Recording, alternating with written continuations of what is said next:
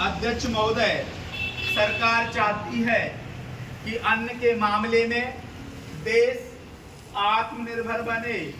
तो मेरा सुझाव है कि जिन जगहों पर काफी संख्या में ट्रैक्टर से काम लिया जा रहा है, आपको कोई कारखाना खोलना चाहिए और सस्ती कीमत पर उनकी मरम्मत की व्यवस्था करनी चाहिए।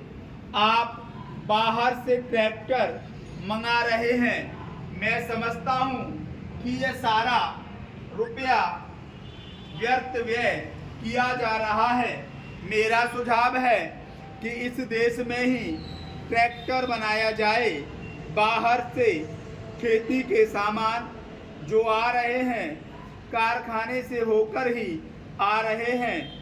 इनको जहां भेजना हो वहां सीधा भेजा जा सकता है, किंतु हो यह रहा है कि पंजाब सरकार द्वारा इनको सारे देश में वितरित किया जाता है।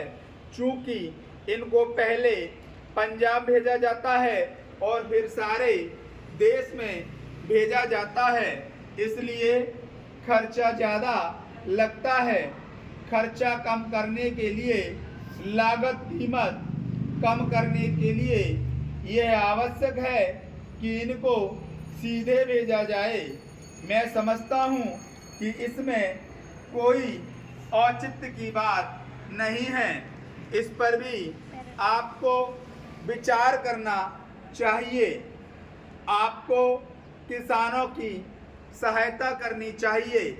उनकी हिम्मत आप ना तोड़ें। हमें चाहिए कि उनको हम सस्ते दामों पर खाद दें, बिजली दें, बीज दें और पानी भी दें। लेकिन ऐसा ना करके हम देख रहे हैं कि हर चीज़ के दाम बढ़ाए जा रहे हैं। नलकूप पर आप कर लगा रहे हैं, उनको बिजली नहीं मिल रही है। इस ओर आपका ध्यान जाना चाहिए।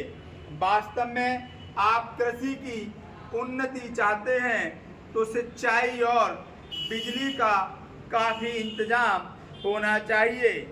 जब तक सिंचाई और बिजली का इंतजाम नहीं होगा, तब तक खेती की उन्नति नहीं हो सकती। अब तक सिंचाई और बिजली तो एक मंत्री के हाथ में है, लेकिन कृषि दूसरे मंत्री के हाथ में है। ऐसा नहीं होना चाहिए। सिंचाई, बिजली और कृषि अगर किसी एक मंत्री के हाथ में हो तो खेती की उन्नति का काम सरलता से हो सकता है। मेरा निवेदन है कि इस ओर भी आपका ध्यान जाना चाहिए।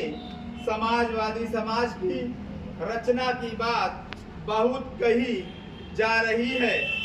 गरीबी को दूर करके हम सबको बराबर लाना चाहते हैं, लेकिन देश में गरीबी आज भी बढ़ती जा रही है। मैं यह नहीं कहना चाहता हूँ कि हमारे देश में सरकार ने कुछ नहीं किया है।